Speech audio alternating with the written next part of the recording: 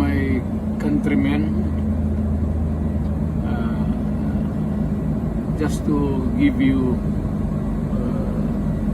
the current situation.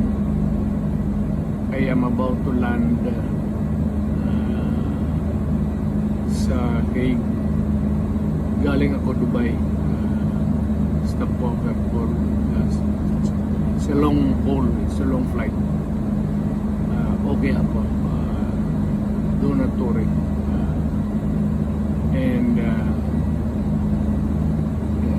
I think this is something to do with the